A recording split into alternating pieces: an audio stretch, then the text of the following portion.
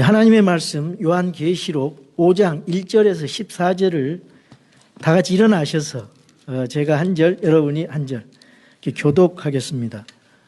하나님의 말씀을 큰 소리로 읽어주시기 바랍니다. 뜻을 생각하면서 읽겠습니다. 요한계시록 5장 1절에서 14절입니다. 또 내가 보매 왕자에 앉으신 분의 오른손에 책이 있는데 그것은 안과 뒷면에 글이 적혀 있고 7 봉인으로 봉인되어 있더라. 또 내가 보매 한 힘센 천사가 큰 음성으로 공포하기를 누가 그 책을 펴며 그것의 봉인들을 떼기에 합당하냐 하되 하늘에나 땅에나 땅 아래에 있는 어떤 사람도 능히 그 책을 펴거나 들여다보지 못하더라. 그 책을 펴서 읽거나 들여다보기에 합당한 사람이 보이지 아니하므로 내가 많이 울었더니 장로들 중에 한 사람이 내게 이르되 울지 말라. 보라, 유다 지파의 사자 곧 다윗의 뿌리가 이기셨으므로 그 책을 펴며 그것에 7 봉인을 떼시리라 하더라. 또 내가 보니 보라, 왕자와 네 짐승의 한가운데와 장로들의 한가운데 전에 죽임을 당한 것 같은 어린 양께서 서 계시더라. 그분께 7 뿔과 7 눈이 있었는데 이것들은 온 땅 안으로 보내어진 하나님의 7 영이라. 그분께서 나오사 왕자에 앉으신 분의 오른손에서 그 책을 취하시니라. 그분께서 그 책을 취하심에 네 짐승과 24 장로가 저마다 하프와 향이 가득한 금병들을 가지고 어린 양 앞에 엎드렸는데 이 향은 성도들의 기도라.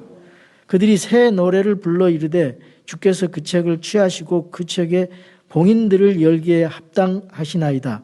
주께서 죽임을 당하시고 주의 피로 모든 족속과 언어와 백성과 민족 가운데서 우리를 구속하사 하나님께 드리셨으며 또 우리 하나님을 위해 우리를 왕과 제사장으로 삼으셨으니 우리가 땅에서 통치하리라 하더라. 또 내가 보고 왕자와 짐승들과 장로들을 둘러싼 많은 천사들의 음성을 들었는데 그들의 수는 만만이요 천천이더라. 그들이 큰 음성으로 이르되 죽임을 당하신 어린 양께서 권능과 부와 지혜와 힘과 존귀와 영광과 찬송을 받으시기에 합당하시도다 하더라. 또 내가 들으니 하늘과 땅 위와 땅 아래에 있는 모든 창조물과 바다에 있는 것들과 그것들 안에 있는 모든 것들이 이르되 왕자에 앉으신 분과 어린 양께 찬송과 존귀와 영광과 권능이 영원 무궁토록 있으리로다 하더라.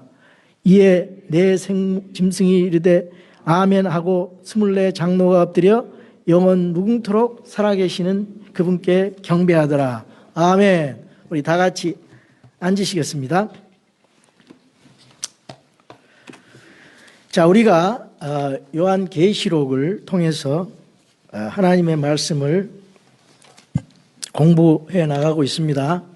오늘은 요한계시록 5장 말씀으로 참된 예배, 참된 예배자 이런 제목으로 하나님의 말씀을 선포하겠습니다. 1장에서 요한이 영 안에 이끌려서 예수님을 만났습니다. 예수 그리스도를 60년 전에 봤던 그 예수 그리스도의 모습이 아니고 재림하시는 영광스러운 하나님의 예수 그리스도의 모습을 만나게 됩니다. 그리고 나서 2장 3장에서는 현재 있는 일, 즉 아시아 7교회를 통해서 7교회 천사에게 말씀하시는 우리 주님의 말씀을 이제 기록합니다. 그리고 이제 4장과 5장은 영 안에 이끌려서 이제 우리 성도의 휴거와 마찬가지로 그걸 예피하는 그 휴거를 예피하는 요한이 영 안에 들림받아서 하늘의 영광스러운 모습을 봅니다. 4장의 모습은 하나님 아버지에 대한 아버지 왕자를 중심으로 하는 하늘의 모습을 보여주고 있어요. 그 하늘의 모습은 셋째 하늘의 모습은 이사야가 봤고 에스겔이 받고 사도 바울이 받고 요한이 봤던 것들이 다 비슷합니다. 거기에는 하나님의 왕자가 있고 또 내 짐승이 있고 24 장로들이 있고 천군 천사 천천만만의 그 영적 존재들이 있어요. 그룹이 있고 스랍이 있고 이런 모습들로 이제 그 모습들이 하나님 앞에 영원 무궁토록 예배드리는 광경을 4장에서 보았어요. 5장은 예수 그리스도, 어린 양 대신 예수 그리스도를 중심으로 예배드리는 그 예수 그리스도에 초점을 맞춰서 예배드리는 그 모습을 보여주고 있습니다. 이 모습은 6장에서 땅에서 시작될 땅에서 대환란으로 심판주이신 예수님의 모습을 그 전에 하늘에서 그 영광스러운 모습을 대조해서 보여줌으로써 하늘에서 심판의 모습을 바라보는 그런 모습이에요. 그런 상황입니다.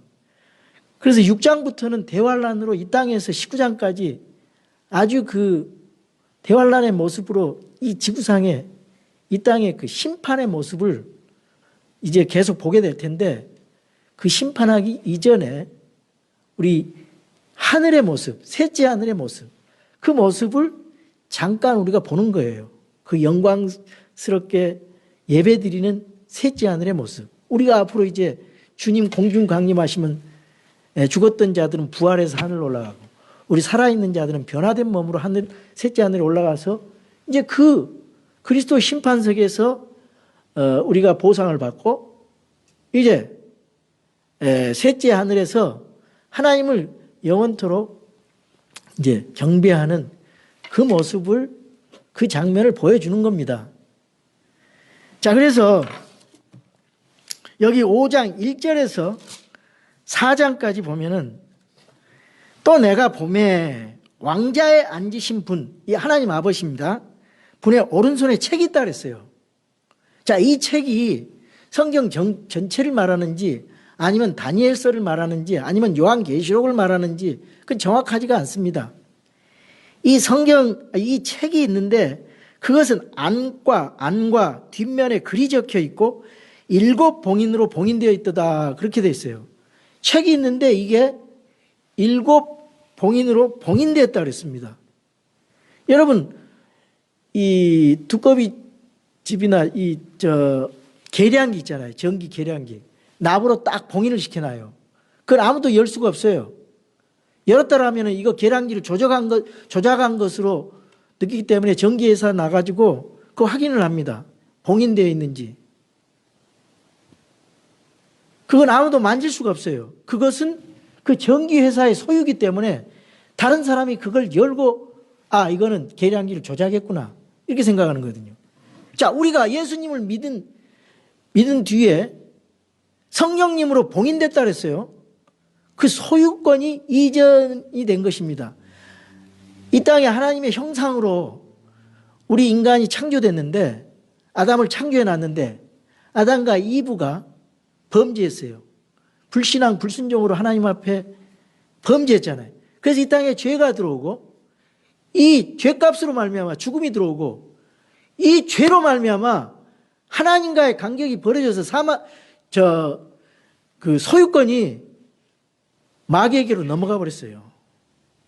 그러면 창세기에 이 신락은 그래서 에덴 동산도 잃어버리고 소유권도 마귀로 넘어간 이 아담 후손들이 둘째 아담인 예수 그리스도로부터 이 소유권을 다시 전환시켜야 돼요. 근데 십자가 갈보리 상에서 이미 그것이 예수님 부활이 내 부활, 예수 죽음 내 죽음 이거를 고백하고 예수님을 마음에 영접해서 그리스도 안에 주님의 자녀가 된 사람은 주께로 소유권이 이전 등기가 돼서 이미 그 자유함을 누리고 있습니다. 마귀의 종에로부터 이미 자유함을 얻었어요. 그래서 우리는 마귀 종이 아니라 마귀 것이 아니라 하나님 것, 그리스도 안에서 하나님의 소유물이 됐어요, 우리가. 근데 앞으로 재림이 되면은 그 마귀에게서 잃어버렸던 그것을 완성시키는 절차가 필요해요. 이 구속이라는 걸 고엘이라 그러잖아요. 구속자, 친족 구속자라고 합니다. 그 이스라엘 그 제도에 레위기에서라든가 이스라엘에 보면 레위기 25장에 보면은 그 희년이라는 것도 나오고 또 그 룻기 3장에 보면은 이 친족 구속자라는 그 말이 나와요. 그 킨지만 리디머라고 합니다. 킨지만 리디머. 그때는 장로들 앞에서 그 옛날에 가나안에서 판 그 땅을 희년이 되면은 50년 만에 7년이 안식년이잖아요. 그걸 7번 해가지고 50년 만에 그때는 돈이 없어도 옛날에 자기 땅을 다시 돌려받을 수 있어요. 그렇게 제도가 되어 있어요, 그 당시에. 그리고 이제 종도 돈이 없어가지고 종이 됐어요. 노예가 됐어요. 근데 다시 희년이 되면은 자유가 선포되는 거예요. 노예 해방법처럼. 그게 희년의 나팔소리라고. 그것이 희년 때 7월 10일 날 욤키퍼 대속죄일 날 그것이 이제 자유를 선포하게 되거든요. 그런 제도가 있었습니다. 그래서 이 희년의 그 기쁨, 희락의 기쁨의 해입니다. 희년이. 그게 이제 우리 예수님 오시면은 완성이 되는 날이 있어요. 그것을 다시 창세기에서 잃어버린 것을 둘째 아담, 마지막 아담인 예수님이 다시 회복을 시킨다 이 말이에요. 예? 요한계시록이. 그 때가 있어요. 그 때가 있고 그 소유물을 구속시키는 날이 있는데 그것은 우리 구원받은 성도들 뿐만 아니라 이 땅의 모든 창조물들이 씨름하면서 한탄하면서 지금 주님의 오심을 기다리고 있어요. 왜? 다 저주받았기 때문에. 주님이 오셔야 이 땅이 다시 저주로부터 회복이 되고 그 새하늘과 새 땅, 천년 왕국이 이루어지고 주님이 통치하시는 그 왕국이 이루어지고 새하늘과 새 땅이니까 그 때가 있어요. 때가. 그래서 그 때에 그 구속물을 되물러 주는 그것이 있습니다. 그것이 그 친족 구속자예요. 루시 이방 여인이잖아요. 나오미 루시 모압에서 있다가 예루살렘에 다시 돌아왔는데 옛날에 엘리멜렉이 남편이 다 팔아버리고 그리고 그 또 아들도 죽고 그러니까 여자들 남았는데 두 며느리는 거기 남고 룻과 나오미가 이제 들어와서 그 룻의 남편 그 과부가 된 여자를 그 구속을 해줘야 되거든요. 그리고 땅도 구속을 해줘야 돼요. 근데 그럴 만함이 사람이 없어요. 보니까 거기에 보아스라는 사람이 있어요. 보아스가. 돈도 좀 있고. 자원에서 보아스가 그런 거예요. 그 장로들 앞에서 증인들 앞에서. 그럼 내가 이 룻을 아내로 거두고 이 땅을 다시 엘리멜렉이 판 땅을 내가 다시 구속해서 다시 이제 그거를 되물리게 되는데 우리 예수님이 바로 그 일을 했다 그 말이에요. 우리 예수님이 이 친족이 되려면요, 친족 구속자가 되려면은 가까운 친족이어야 돼요. 가까운 친족이어야 돼. 그 예수님께서 그 가까운 친족이 되기 위해서 어떻게 됐어요? 사람의 몸을 입고 이 땅에 오셨어요. 그래서 이 인간을 구원하시기 위해서 그 친족 구속자는 자유인이어야 돼요. 자유인. 예수님께서 이 마귀의 종, 노예가 된 인간을 구원하기 위해서 예수님은 죄가 없으신 분이고 거룩하신 분이기 때문에 우리를 구속하시기 합당한 킨지만 리디머가 되신다고요. 그리고 친족 구속자는 경제적 능력이 있어야 돼요. 그 땅을 다시 찾고 소유물을 찾을 수 있는 능력이 있어야 돼요. 근데 우리 예수님께서는 이 세상 만물을 창조하시고 유지하시는 막강한 분이잖아요. 그리고 죄의 삭스를 감당할 권능이 있는 분이기 때문에 십자가에서 달려서 다 그걸 피로, 자신의 피로 죄의 대가로 우리를 사오셨다 이 말이에요. 그리고 친족 구속자는 자발적으로 값을 지불해야 됩니다. 바로 가까운 사람이 있었는데 그 사람이 노 하니까 보아스가 대신하게 되거든요. 그 예수님은 자원해서 십자가에 달려주세요. 돌아가셨어요. 스스로 자기 생명을 내주셨어요. 우리를 피로 값주고 사기 위해서. 그리고 친족 구속자는 그 남아있는 과부와 결혼을 해야 되는데 그래서 그녀를 돌봐야 되잖아요. 그리고 우리 예수님께서는 우리들을 신부로 삼아주셔가지고 결혼을 해주셨어요. 친족 구속자는 잃어버린 땅을 되찾아줘야 되는데 아담이 죄로 말미암아 잃어버린 그 신락원 에덴 동산을 다시 천년왕국에서 되찾아준다 이 말이에요. 그게 재림 때 완성이 될 겁니다.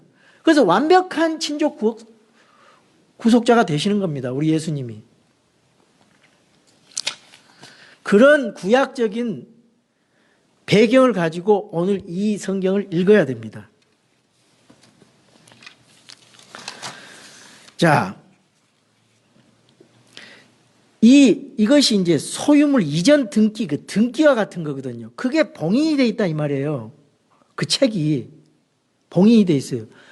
그 소유물을 이전하는 그 봉인이 된 구매 증서라고 볼 수가 있는 거예요. 그래서 이 요한이 울었다 그랬어요. 그걸 펴서 이 장로들 앞에서 증언을 해야 되는 그럴 사람이 없어서 울고 있었다 그랬어요. 보세요. 또 내가 보면 한 흰센 천사가 큰 음성으로 공포하기를 누가 그 책을 펴며 그것의 봉인들을 떼기에 합당하냐. 그 책을 열어서 봉인을 떼고 열기에 합당한 사람이 하늘에도 없고, 예? 하늘의 존재들 중에 그런 존재가 없어요. 땅 아래에 있는 어떤 사람도 없어요. 땅 속에 있는 사람도 없어요. 바다에 있는 어떤 존재도 그걸 할 수가 없어요. 하늘에나 땅에나 땅 아래에 있는 어떤 사람도 이 세상의 모든 영적 존재, 사람, 이 세상의 모든 우주 만물 가운데 하늘 위에 있는 존재가 있습니다. 하늘 위에. 거기는 천사도 있고 영적인 존재, 마귀도 있고 그 다음에 땅 위에 사람들이 있잖아요. 짐승도 있잖아요. 그 땅 속에도 또 존재가 있어요. 땅 속에 지옥에 있는 영들.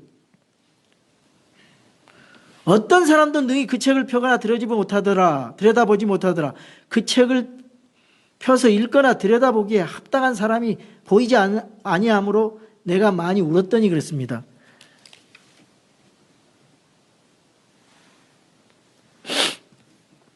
그래서 이 친족 구원자를 생각하는 거예요.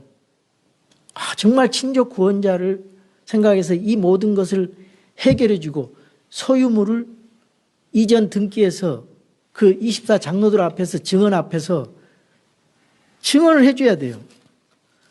그래서 그 말씀이 디모데전서 2장, 디모데후서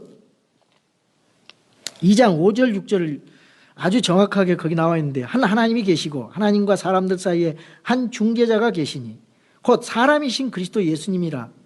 그분께서 정하신 때, 이 정하신 때는 재림 때, 정하신 때 증언을 받기 위해서 모든 사람을 위한 대속물로 자신을 주셨느니라. 바로 그 얘기를 하는 거예요. 재림 때 24 장로들 앞에서, 모든 존재들 앞에서 예수님이 아담이 잃어버린 그 소유물을 예수님이 이전 등기를 완성시키는 날이에요. 우리는 이미 이제 보증이 되지. 크레딧 카드로 너는 내 거야 하고 이미 보증이 됐는데 그때 완성시키는 때라 그 말이에요.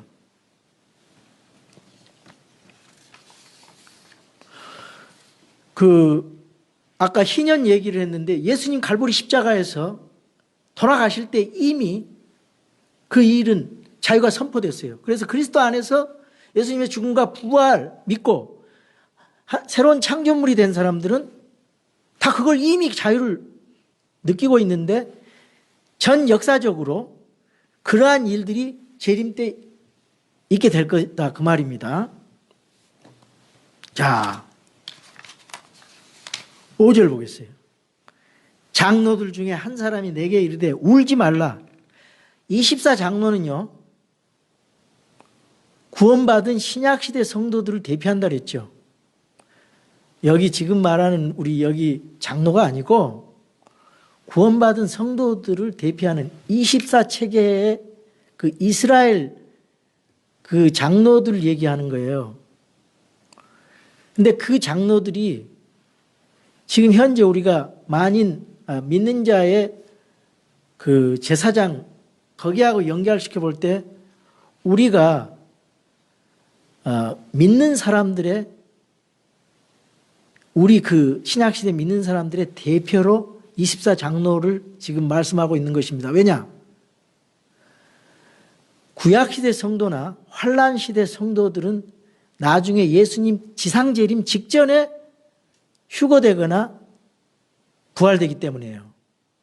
그래서 12지파나 12제자들 그걸 말하는 게 아니고 신약시대 성도들, 왜냐? 제사장 체계가 24체계이기 때문에 그렇습니다. 장로들 중에 한 사람이 내게 이르되 울지 말라. 보라, 유다지파의 사자. 유다지파의 사자는, 이 사자는 라이온, 짐승의 왕 라이온을 말하는 겁니다. 유다지파의 사자. 예수님께서 왕으로서 유다지파에서 나온다 그랬어요. 창세기 49장에 보면은 실로 메시아가 올 때인데 홀이 떠나지 않는다 그랬어요. 그 유다지파에서 나온다 그 말이에요. 그래서 유다지파의 후손으로 그 다윗의 뿌리가 그 유다지파 다윗이 거기 후손이 나오고 이제 예수님이 나오게 되는데 다윗의 뿌리가 이겼으므로 그 책을 펴며 그 책에 7 봉인을 떼시리라 하더라. 예수님께서 사탄의 시험을 이기시고 다윗의 후손으로서 오셔서 십자가에서 우리 죄를 담당하시고 부활하셔서 지금 살아계시는 유다 지파의 사자, 다윗의 뿌리로 살아있어서 나중에 이 세상을 통치하게 되실 것입니다. 오직 예수님밖에 없어요. 그래서 예수님이 우리의 킨지만 리디머, 친족 구속자가 되시고 구원자가 되시고 만왕의 왕, 만주의 주, 심판주가 되시는 겁니다. 6절, 내가 또 보니 보라, 왕자와 내 짐승의 한가운데와 장로들의 한가운데 전에 죽임을 당한 것 같은 어린 양께서 서 계시더라. 우리 예수님이 피를 흘리고 죽임을 당한 것처럼 어린 양, 세상 죄를 제거하시는 하나님의 어린 양을 보라 그랬잖아요. 우리 예수님의 모습이 거기 다 있는 거예요. 그분께 7 뿔과 7 눈이 있었는데 이것들은 온 땅 안으로 보내어진 하나님의 7 영이라. 우리 예수님이 성령님과 함께 더불어서 그렇게 계셨어요. 그 뿔이라는 건 권세를 말하는 것입니다. 그 완전한 7 영, 성령님과 더불어 계신 거예요. 예수님의 십자가의 죽으심을 여기 보여주시는 것입니다. 7절, 그분께서 나오사 왕자에 앉으신 분의 오른손에서, 왕자에 앉으신 분은 하나님 아버지죠. 성부 하나님. 그 책을 취하시니라. 예수님이 그 책을 취하셔가지고 그분께서 그 책을 취하심에 네 짐승과 24 장로가 저마다 하프와 향이 가득한 금병들을 가지고 어린 양 앞에 엎드렸는데 이 향은 성도들의 기도라. 그 하늘의 그 천상의 셋째 하늘의 그 예배 광경을 한번 보십시오. 예, 상상해 보세요. 예, 구속받은 자들의 노래가 나오는데 그들이 새 노래를 불러 이르되 주께서 그 책을 취하시고 그 책의 봉인들을 열기에 합당하시나이다. 그 합당이란 말이 월스라는 말이에요. 월스. 예, 월십이 거기서 나왔어요. 합당, 예배라는 말이 거기서 나왔습니다. 그러니까 주님만이 예배드리기에 합당하다. 주께서 죽임을 당하시고 주의 피로 모든 족속과 언어와 백성과 민족 가운데서 우리를 구속하사 하나님께 드리셨으며, 뭘로? 주의 피로. 주의 피로 우리를 구속해서 우리가 구원받고 하나님의 자녀가 되고, 이 세상에 어떤 것도 우리를 구속할 수가 없어요. 마리아도 성인도 목사도 신부도 침례도 교회도 끝까지 견디는 것도 회개도 고해성사도 전혀 아무 소용이 없어요. 또 10절에 우리 하나님을 위해 우리를 왕과 제사장으로 삼으셨으니 우리가 땅에서 통치하리라. 자, 다른 성경에는 전부 여기 그들이 땅을 통치한다는데 그 앞뒤 문맥으로 이게 말이 안 되는 거예요. 전혀 의미가 안 되네. 우리가, 이 킹제임스는 우리가 땅에서 통치하리라. 주님과 더불어서 왕가의 제사장으로서 우리를 왕과 제사장으로 삼으셨으니 우리가 땅에서 통치하리라 하더라. 하늘에서가 아니라 땅에서. 자, 땅에서 그것은 킹덤 오브 헤븐이라 그랬죠. 우리 마음속에 있는 천국은 킹덤 오브 가시라 그랬죠. 하나님의 왕국. 땅에서 통치하는 것은 하늘의 왕국이 이 땅에서 1000년 동안 통치될 거라 그 말이죠. 그럼 천국은 뭐냐? 셋째 하늘. 헤븐리 킹덤. 천국입니다. 미래의 땅에서 통치하게 될 것입니다. 영적인 통치가 아닙니다. 우리가 그 변화된 스피리추얼 바디를 가지고 통치하는 거예요. 그럼 통치받는 사람들은 누구냐? 대환란을 통과한 육신을 가진 사람들, 애를 낳을 수 있는 육신을 가진 사람들. 우리는 예수님처럼 부활체 몸으로 통치하는 겁니다. 1000년 동안. 11절 보겠습니다. 또 내가 보고 왕자와 짐승들과 장로들을 둘러싼 많은 천사들의 음성을 들었는데 그들의 수는 만만이요 천천이라. 그들이 큰 음성으로 이르되 죽임을 당하신 어린 양께서 권능과 부와 지혜와 힘과 존귀와 영광과 찬송을 받기에 합당하시도다 하더라. 또 내가 들으니 하늘과 땅이와 땅 아래에 있는 모든 창조물과 바다에 있는 것들과 그것들 안에 있는 모든 것들이 돼 왕자에 앉으신 분과 어린 양께 찬송과 존귀와 영광과 권능이 영원 무궁토록 있으리로다 하더라. 이에 네 짐승이 이르되 아멘하고 24 장로가 엎드려 영원 무궁토록 살아계신 그분께 경배하더라. 바로 이 모습이 우리가 나중에 셋째 하늘 천국에 가서 드릴 모습입니다. 예배 드리는 모습이에요. 그래서 이 땅에서 이 마음으로 예배를 드려야 돼요. 그래서 이 시간에 제가 참된 예배가 무엇인지 4장과 5장을 결론적으로 근거로 해서 참된 예배가 뭐고 그걸 참된 예배를 알아야 참된 예배자가 될 거 아닙니까? 예. 그 근거는 뭐냐? 예수님이 우리를 구속해 주었다는 거. 그리고 우리의 친족 구속자가 됐는데 그 근거는 예수님의 피로 우리를 사주셨다 이 말이에요.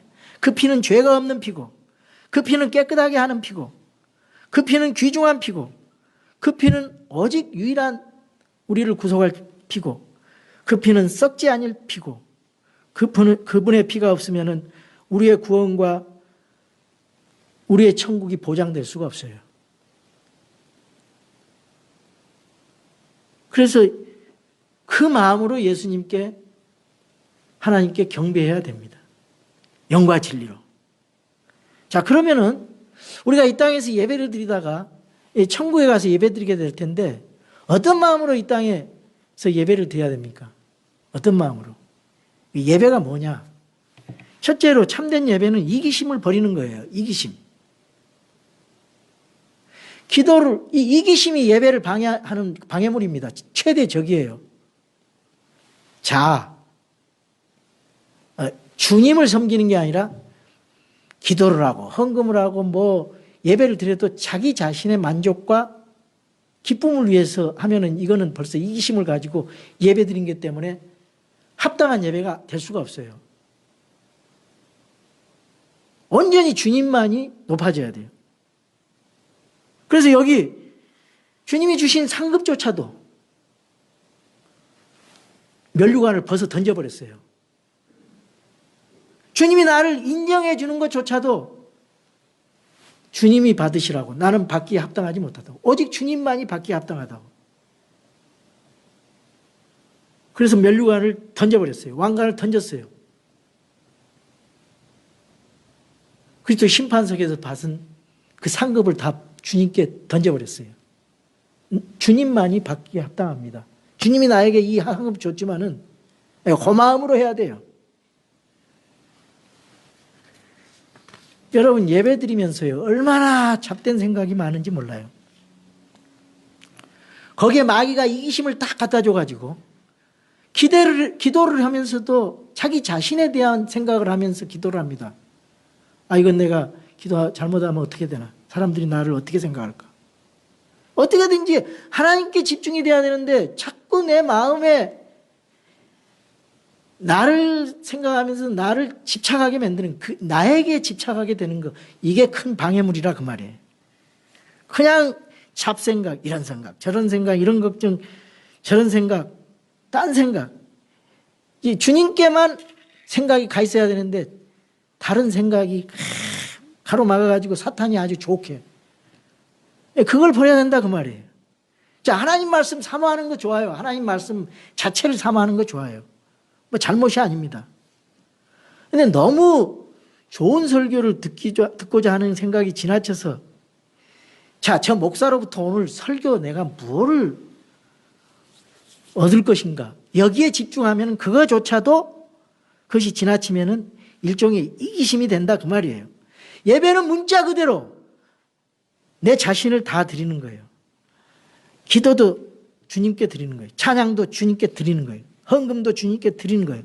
내 생각도 주님께 드리는 것입니다. 내 마음도 주님의 합당한 마음으로 드리는 거예요. 모든 태도, 시간, 재능 모두 자신을, 이기심을 버리고 드리는 거예요. 그래야 예배가, 그것이 합당한 예배가 되는 거예요. 두 번째, 참된 예배는 주님을 바라보는 겁니다. 내 자신에게 하던 생각이 온전히 주님 앞으로 움직여서 바라보는 거예요. 내 마음의 시선이 주님께 향하게 하는 거예요. 내가 주인된 생각, 내 마음의 왕자가 주님의 왕자로 움직여져야 돼요. 주님이 누구시고 주님께서 나를 위해서 뭘 하셨는지, 그 마음이, 중심이 주님의 왕자 앞으로 가 있어야 돼요. 예배 드리면서. 내가 아니라, 내 만족이 아니고, 나 스트레스 해소가 아니고. 그래서 하나님의 사랑과 은혜와 용서와 거룩과 공의 하나님을 생각하면서 하나님 앞에 초점을 맞추면 내가 회개 안 할 수가 없어요. 그래서 11절에서 14절에 오늘 읽는 말씀에서도 내 짐승이 아멘하고 24장로들은 엎드려 경배했다고 그랬어요. 천군 천사, 천천만만의 천국 찬양대가 찬양을 드리는 거예요. 그 찬양의 제목이 구속입니다. 어린 양 구속, 예수님의 구속, 우리를 위해서 구속하셨다. 그 희생 사건, 십자가의 희생, 죽음의 사건을 우리가 다시 예배를 드림으로써 생각하면서 주님께 초점을 맞추는 것입니다. 주님의 사랑과 용서와 은혜를 묵상하는 것입니다. 셋째로 참된 예배는 찬양을 드리는 거예요. 찬양. 천국 예배에서 제일 중요한 게 찬양입니다. 설교가 없어요. 거기는 하나님 자신이 말씀이니까 찬양만 드려지는 거예요. 여러분 맨날 찬양만 하면은 아이고 지루하겠네, 영원 무궁토록 찬양하면 지루하겠네, 그런 생각도 들 것 같아요. 그런데 그런 생각이 들 수 없을 만큼 하나님의 영광스러운 그 모습이 계속 오는 거예요. 내가 그 지루하다는 생각을 할 수 없을 정도로 계속 새로운 영광, 하나님의 그 영광스러운 모습, 그 영광이 계속 영원 무궁토록 오기 때문에 내가 지루하다고 할 생각을 할 겨를이 없을 만큼 하나님의 영광 속에, 하나님의 거룩함과 사랑과 은혜 속에서 그 천국 예배를 영원 무궁토록 드리는 거예요. 거룩하다 거룩하다 거룩하다, 하나님 찬양하는 겁니다. 이 찬양은 세상에 알지 못하던 새 노래, 오직 그리스도 안에서 새 창조물이 된 저와 여러분이 불러야 할 노래입니다. 천군 천사들, 수많은 천군 천사들이 찬양하는 그 상상해 보십시오. 얼마나 웅장하는가. 놀라운 광경입니다.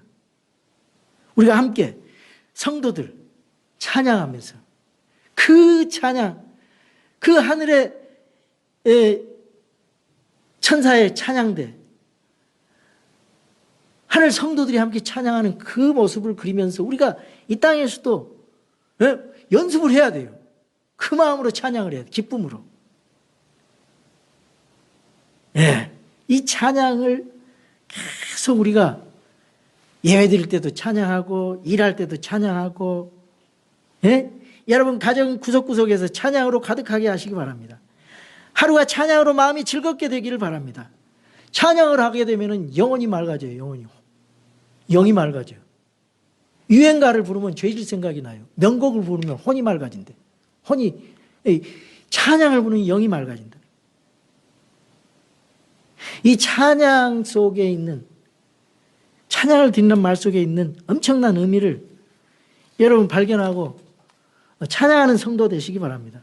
네 번째, 참된 예배는 기도를 드리는 거예요. 여기 5장 8절하고 8장 3절 4절에도 이 성소의 분향제단에 앞에서 향을 피우면은 향의 연기가 영광의 주님 앞으로 올라가는 것 같이 기도가 향의 연기와 함께 주님 앞으로 올라가는 겁니다. 그래서 천사가 대기하고 있다가 향의 연기와 함께 성도들의 기도를 받아서 하나님 앞에 바친다 그랬어요. 구약시대 때도 그걸 보여주셨어요. 성소에서. 신약시대도 마찬가지입니다. 우리 기도가, 성도들의 기도가 성소에 분향제단 앞에서 향을 피우면 그 향의 연기가 올라간 것처럼 똑같이 그런 의미가 있다 이 말이에요. 그래서 시편 기자는 141편 2절에 나의 기도가 주 앞에 향같이 놓이게 하시며 나의 손을 들어 올림이 저녁 희생물같이 놓이게 하소서, 이렇게 노래하고 있습니다. 기도를 바쳐야 돼요. 기도 자세도 중요합니다. 집에 있을 때는요, 큰 소리로 부르짖은 기도, 겸손히 무릎 꿇고 손을 들어 간절히 주님 앞에 기도하시기 바랍니다. 내 뜻을 버리고 하나님의 뜻이 이루어지기를 위해서 그런 강렬한 소원과 열망을 가지고 간구하면은, 하나님 영광을 위해서 주 뜻대로 간구하면은, 무엇이든지 간구하면 이루어진다 그랬잖아요. 그 이루어질 것을 감사하면서 기도하십시오. 무엇이든지 하나님 영광을 위해서, 하나님 뜻을 위해서 여러분의 소원을 기도하면 이루어져요. 작은 것까지 기도하세요. 구체적으로 하나님 영광을 위해서, 여러분 자신을 위해서가 아니라 하나님 영광을 위해서 기도하십시오. 하나님의 뜻을 위해서, 뜻 안에서. 그러면 다 이루어져요, 하나님께서. 여러분의 생각과 여러분의 마음, 이 눈이 이 땅으로 향하게 되면은 실망할 수밖에 없고, 실패할 수밖에 없고, 낙심할 수밖에 없고, 우울할 수밖에 없어요. 이 땅에 살지만은 위의 것을 추구하라 그랬잖아요. 우리가 천국의 시민권자 아니에요. 왜 이 땅 것을 보면서 그렇게 고민합니까? 하나님의 주권을 믿는다면 걱정할 게 없어요. 모든 걱정을 주님께 맡겨버리라. 이게 우리 성도의 자세입니다. 이거 안 되면은 아이고 어떡할까? 아이 큰일 났네. 이거 어떡하지? 이거 왔다 갔다 마음이 나뉘는 거예요. 그래서 걱정이 되는 겁니다. 하나님 앞에 마음을 탁 초점을 가면은 주변이 요동을 쳐도, 비즈니스가 요동을 쳐도 상관없어요. 그건 네가 나에게 뭔 일을 하든지 나에게 중심이 돼 있는가, 마음의 중심이 돼 있는가, 그걸 하나님이 보시고자 하는 거예요.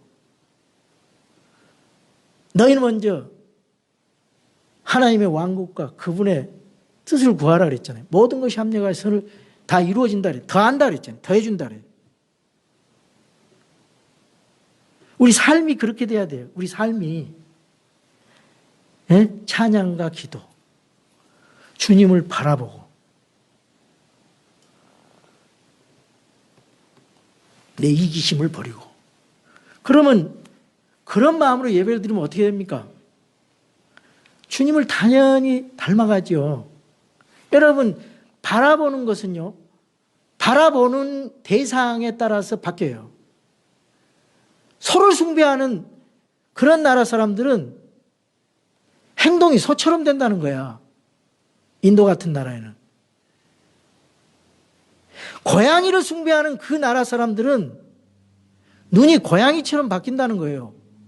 그래서 부부가 오래 살면은 부부가 서로 닮는다 그러잖아요. 큰바의 얼굴이라는 그런 소설 얘기도 있잖아요. 우리 주님을 바라보면은 당연히 주님의 거룩함과 신실함과 주님의 사랑과 은혜를 담게 되지. 주님의 용서를 담게 되죠. 맨날 교회 와가지고 이 사람 보지 마시라고요. 그러려니 하세요. 사람은 다 부족해요. 주님을 바라봐요. 주님을. 그래야 실망하지 않아요. 상처받지 않아요. 이게 진짜 예배예요.